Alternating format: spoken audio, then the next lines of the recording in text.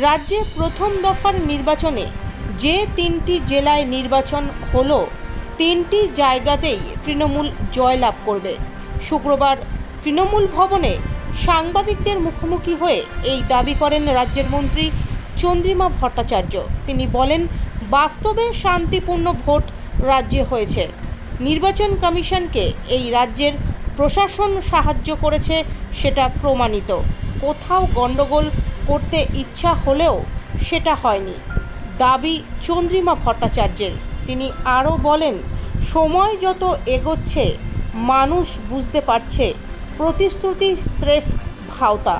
মোদির গ্যারান্টি আসলে বাস্তবে রূপ নেবে না। তাই মানুষ যেভাবে স্বতঃস্ফূর্তভাবে ভোট দিয়েছে, তার থেকেই তৃণমূল কংগ্রেস তিনটি আসনে জয়ের ব্যাপারে আত্মবিশ্বাসী।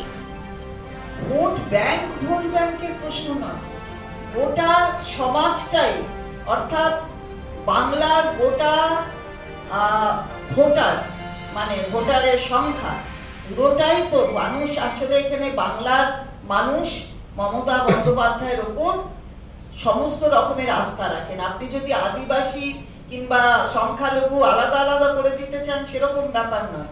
এবং দেখা গেছে যে আমাদের নেত্রী মমতা বন্দ্যোপাধ্যায়, তিনি যেখানেই গেছেন, এই যে বাংলার ঐতিহ্য,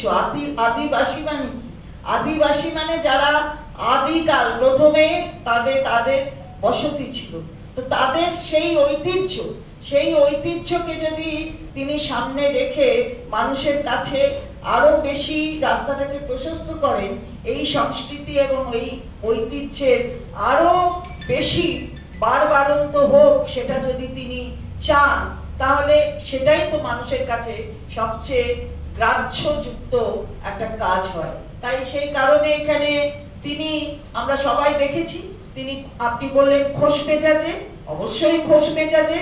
তিনটে নির্বাচন হলো শান্তিপূর্ণ, জিতছি আমরা, সুতরাং খোশ মেজাজেই তো থাকবো আমরা, এ বিষয়ে কি সন্দেহ?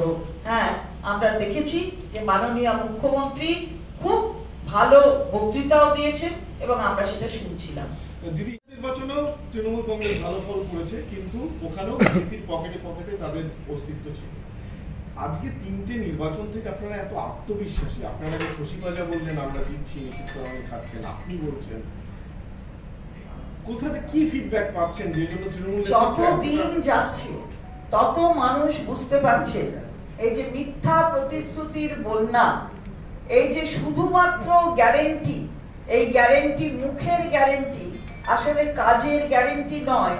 মানুষ যত বুঝতে পারছেন ততই মানুষ তাদের ব্যবধান বাড়াচ্ছে, অর্থাৎ ওই ভারতীয় জনতা পার্টি নামক দলের সঙ্গে নিজেদের ব্যবধানটা বাড়াচ্ছেন। আর বাড়াচ্ছেন বলেই তাই আত্মবিশ্বাসী আরো বেশি হচ্ছি আমরা। তাই যতগুলো নির্বাচন পরপর হচ্ছে, দেখবেন সেই নির্বাচনগুলোতে আরো ভালো ফল হচ্ছে। এই তো আপনি নিজেই বললেন জিজ্ঞাসার সময় যে আমরা 19 সালে যা করেছি তার থেকে 21-এ ভালো করেছি, তারপরে আবার 23-এ যখন পঞ্চায়েত হয়েছে তখনও আমরা ভালো করেছি, আর 24-এ যখন এই সংসদের নির্বাচন হচ্ছে আমরা আরো বেশি ভালো করব। সুতরাং যারা মানুষের জন্য কিছু করে না, বাংলাকে বঞ্চিত রাখে, নিজেদের স্বার্থ সিদ্ধির জন্য রাজনৈতিক কারণে তাদের বর্জন করছে বাংলা, এটা তারই প্রমাণ। বিজেপিও